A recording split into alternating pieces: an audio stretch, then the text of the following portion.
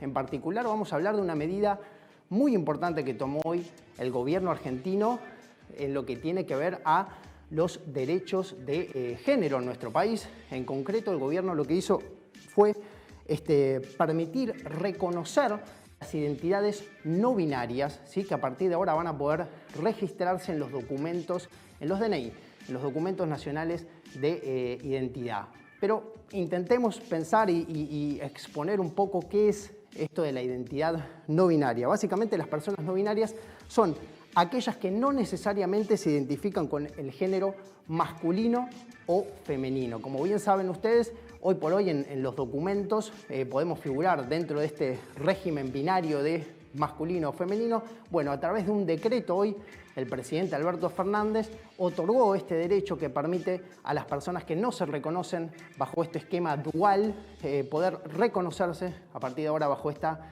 identidad no binaria. Lo van a aparecer en el DNI con una X, o sea, aparece terminado con una X esta nueva forma de reconocimiento. Como les decía, el gobierno presentó este decreto en el Museo del Bicentenario.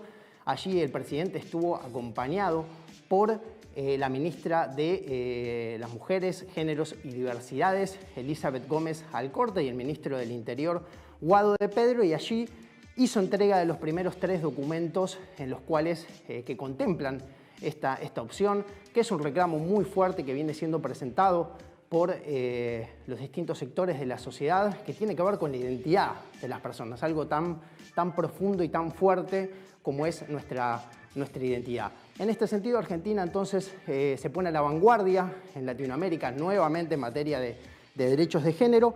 En el mundo, países como Alemania, Canadá, India y Estados Unidos ya otorgaban, ya brindaban este derecho. Para charlar un poco sobre esta situación es que estamos en contacto con la Toni Domínguez, que es egresada de la carrera de periodismo de la Universidad de La Plata. A su vez también es docente e investigadora de esta casa de estudios y también trabaja en el Ministerio de Cultura de la Nación. Toni, te agradecemos muchísimo tu presencia en el noticiero popular de Barricada TV. Y bueno, empiezo por preguntarte, intenté hacer una explicación de lo no binario, pero te pediría a vos, por favor, que nos expliques un poco más. ¿Qué es la identidad no binaria? Preguntarte a vos si te identificás bajo esta forma también. Sí, por supuesto. Bueno, en principio decir que tu introducción estuvo muy acertada. Con las personas de género no binario es importante recalcar que esto es algo que atañe meramente a la identidad, digamos, ¿no? Sabemos que vivimos en una sociedad heteronormada por estructuras y la ciencia médica ha determinado la asignación de géneros en función de la genitalidad. Bueno, las personas de género no binario justamente entendemos que la genitalidad, mejor dicho, no debería delimitar nuestras prácticas culturales, y es desde ahí desde donde nos paramos hacia un mundo que está constituido para ser mujer o ser varón y por ende reproducir esos roles, y que a su vez a las identidades travestis y trans por años también han sido reducidas a este binarismo, ¿no? Más allá de que hay un montón de personas travestis y trans que son heterosexuales y binarias por su propia elección, pero también hubo una gran carga de, entre comillas, la aceptación cultural, digamos, ¿no? Era mucho más fácil aceptar una persona trans, en todo caso si reproducía y si seguía reproduciendo los criterios éticos y estéticos de lo que es ser una mujer o ser un varón.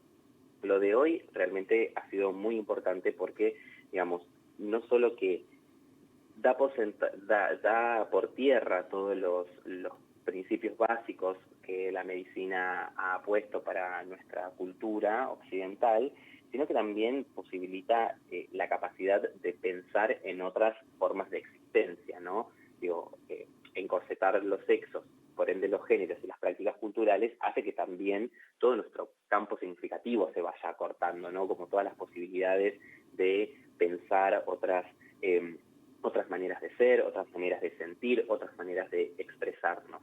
Es muy importante retomar, esto hoy se termina materializando en un decreto, pero ya en el año 2012, cuando se sancionó reformó la ley de identidad de género en Argentina, supimos ya desde ese momento, y sobre todo el movimiento travesti trans supo en ese momento, que, la ley no iba, con eso no alcanzaba, ¿no?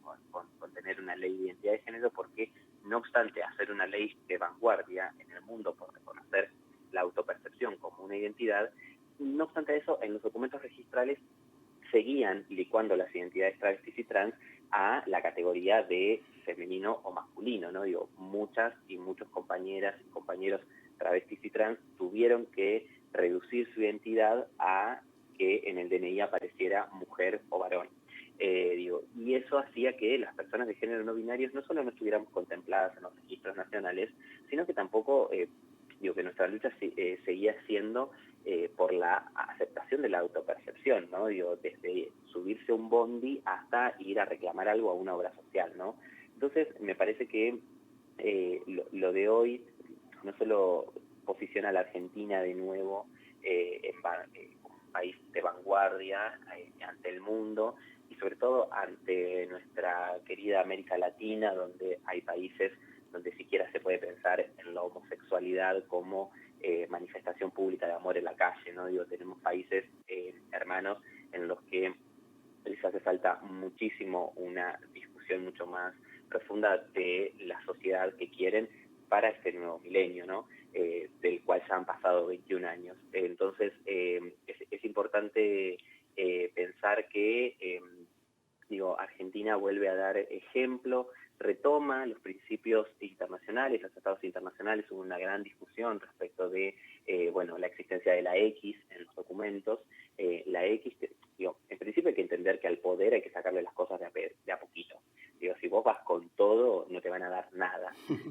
Y por ende también hay que consensuar ante ello. Claro. ¿Lo querés todo? Bueno, perfecto, pero vayamos por lo posible, ¿no? Primero vamos por lo posible y después, de pasito a pasito, vamos convirtiendo en lo ideal. Hay países, como bien decía, del mundo y de nuestra América Latina, donde no tienen una ley de identidad de género, y en los pasaportes, podía existir algún tipo de complicación a la hora de ingreso al país, teniendo estos datos registrales, o donde el casillero de sexo no estuviera completo. Entonces hay una nomenclatura internacional que determina a la X como la nomenclatura para las personas que hayan realizado algún cambio registral respecto de sus primeros documentos, ¿no? Es como la lectura que tienen otros países respecto de las identidades. Entonces, Argentina se suma en principio a eso para poder dar una respuesta ante esta demanda de una parte de la población, sabiendo que hay que seguir discutiendo, ¿no? Ya llegará el momento en que alguna persona no binaria lleguemos a los organismos internacionales y poder discutir estas nomenclaturas. Hoy por hoy, ya en Argentina al menos, tenemos bastante piso desde donde poder luchar, ¿no? Y desde donde constituirnos ante el mundo. Pero bueno, es importante entender que lo de hoy realmente ha sido un hecho histórico para todos nosotros. Claro, Tony. Ahí preguntarte, me parecía interesante que marcás esta cuestión que tiene que ver con la X, que de hecho fue algo que se manifestó hoy durante el acto, la negativa de una persona a la que se le entregó el DNI, de que sea la X la que identifique justamente esta identidad no binaria. ¿Por qué? ¿Cuáles serían las otras opciones que hoy no estamos viendo, que hoy el Estado, digamos, no estaría reconociendo? Bueno, en principio me parece que es importante pensar que no debería existir la categoría de sexo ni de género en ningún dato registral. Al Estado no le interesa eso. Pero si tenemos que pensar en otras posibilidades, la partida, esto es importante también dejarlo en claro, porque si no, capaz que nos perdemos en el dato anecdótico del, entre comillas, escrache de hoy, y en realidad nos estamos desviando de lo importante que es pensar que lo de hoy es la puerta a la posibilidad de ir a cualquier dependencia de un registro civil de cualquier localidad y hacer la rectificación de nuestra partida de nacimiento, en la cual, es importante esto, saberlo, en nuestra partida de nacimiento puede ir cualquier identidad, digamos, ¿no? Yo este fin de semana casualmente voy a viajar a mi pueblo, me voy a viajar a vacunar y voy a aprovechar a ir con este decreto abajo del brazo a hacer la rectificación de mi partida de nacimiento. Y en mi partida de nacimiento, digo, existe la posibilidad de poner la identidad autopercibida que vos tengas. No así en el DNI y en el pasaporte, como bien dije, porque la lectura de esa partida de nacimiento traspasada a los datos del DNI, bueno, ahí sí, efectivamente van a aparecer la X, ¿no? Pero digo, nuestra partida de nacimiento puede tener cualquier dato. Pensando en la posibilidad de un futuro, para seguir modificando esto, bueno, lo interesante es quizás quitar la categoría de sexo y poner género. Claro. Y en el género sí, utilizar la M para masculino, la F para femenino, que las personas sexuales se identifican dentro de esas categorías, y después sí, pensar el abanico amplio de posibilidades para otras identidades. La T para las identidades travestis transgéneros, la N, B larga para las identidades no binarias. Digo, hay simbología para poder nombrar otras identidades. Hay que también ver dentro de la burocracia del Estado qué es lo que se puede hacer, digo, ¿no? Volvemos al primer planteamiento.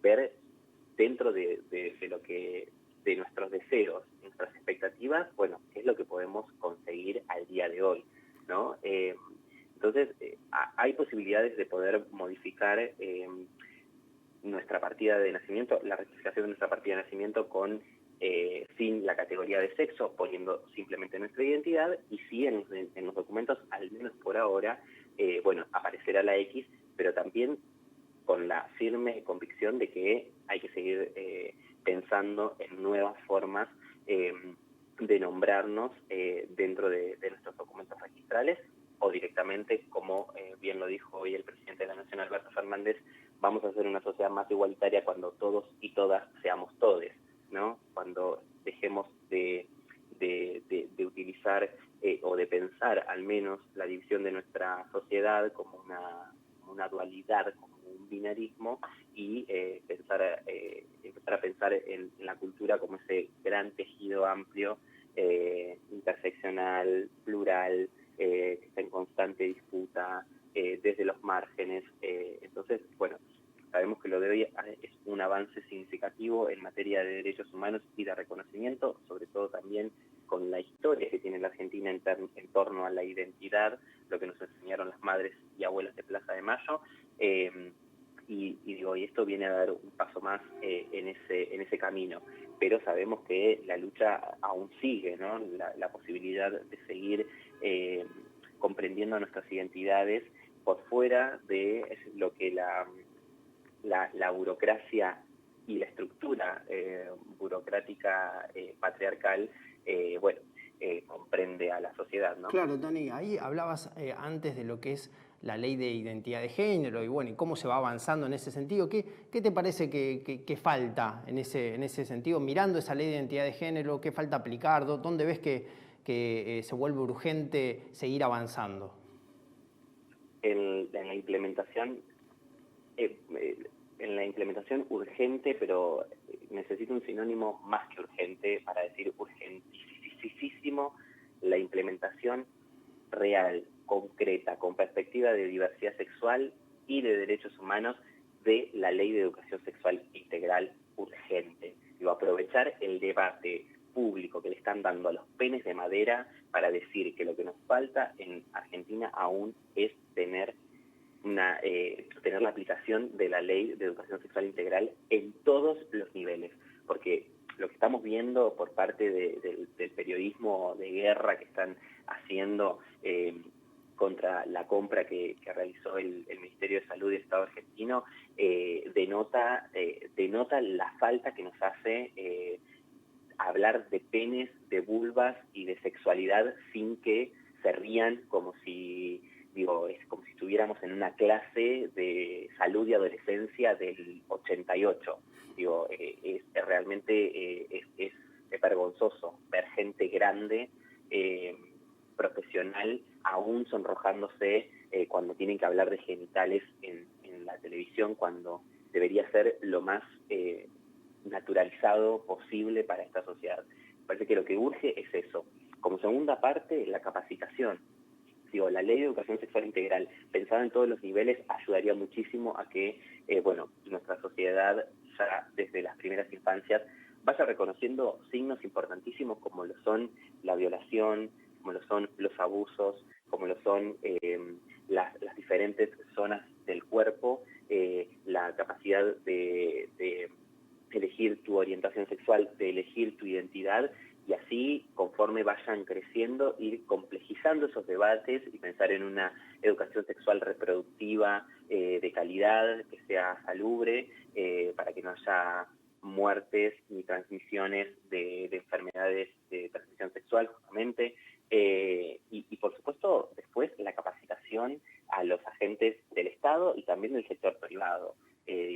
La capacitación en torno, y una capacitación constante, ¿no? Una capacitación que dé cuenta de cómo también se van avanzando otras discusiones.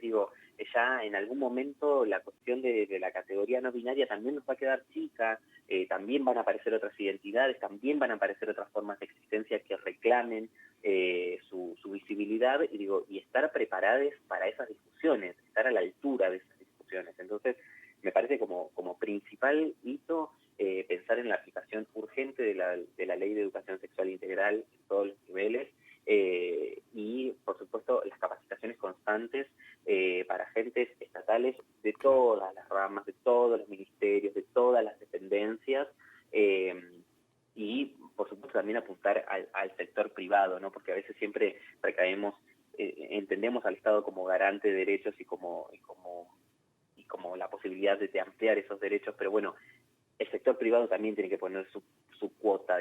No puede ser que en el Estado podamos las personas travestis y trans no binarias entrar a trabajar, que se nos respete la identidad, etcétera, etcétera, y no poder ir a tirar un currículum a un bar, ¿no? ¿Por qué? O a una tienda, o al lugar que fuere, ¿no? O al que decidas trabajar, en una productora independiente, en un estudio jurídico, en donde sea, ¿no? Me parece que eso, porque si no, también las discusiones de la militancia siempre son, queremos leyes y decretos y avanzar en materia de derechos humanos, pero que eso no se convierta en una letra muerta. Bueno, la letra muerta pasa a ser parte de ese sedimento cuando el sector privado no acompaña, ¿no? Claro. Cuando hay gran parte de la sociedad civil que sigue eligiendo ser cómplice, como lo eligió ser cómplice de tantas otras atrocidades, en esta también elige ser cómplice de mirar para otro lado cuando se están vulnerando los derechos en torno al respeto por la identidad y por la autopercepción de las personas. Perfecto, Tony. Y sobre todo el acceso a un trabajo digno, a la salud, a una vivienda. Si hoy en día, siendo inquilina, podría dar, podemos estar hablando horas de lo que son las inmobiliarias respecto a los trámites y a los contratos y a la imposibilidad de acceder a una vivienda, porque como te ven trans, seguramente, o prostitución, o drogas, o esto, como un montón de cosas, de fluidos que tiene la cultura, ¿no? Sí. Que aún seguimos sosteniendo. Entonces, para que nuestro estado de vanguardia no quede en una letra muerta, tenemos que seguir, apuntando a la educación como forma de emancipación, justamente, como lo decía Freire. Perfecto, Tony. Ahí te hago la última pregunta cortita. Recién hablabas de lo que era este debate que se inició por los penes de madera. Preguntarte ahí, sabemos que hay un sector que en las redes sociales lo único que hacen es fomentar el odio, pero sin embargo hay gente de bien que también se opone a este tipo de medidas. ¿Qué le dirías a ellos respecto de esta, gente que considera que esta medida que tomó hoy el gobierno, este decreto, es una pérdida de tiempo, de dinero? ¿Qué le dirías a esas personas? Te pido breve, por favor. Bueno, lo que le diría a estas personas es: fomenten la empatía, fomenten la capacidad de empatizar cuando el dolor ajeno conmueva tu propio dolor. Que intente pensar que el ombligo de cada uno que el mundo es mucho más grande que el ombligo de cada uno. Me parece que a eso es lo que hay que apuntar, que por supuesto que hay muchísimas cosas con urgencia, la desnutrición infantil, el hambre, la pobreza, los trabajos no bien remunerados, la explotación, el medio ambiente, las disparidades de géneros y tantísimas otras cosas más. Una pandemia, estamos en el medio de una pandemia mundial donde a lo cual hace menos de un año no sabíamos si nos íbamos a morir todos, si de nada nos sirvió la pandemia para dejar de fomentar el individualismo y el egocentrismo que tenemos cada ser humano, en el que nos sentimos omnipotentes, como si fuéramos una fuerza divina.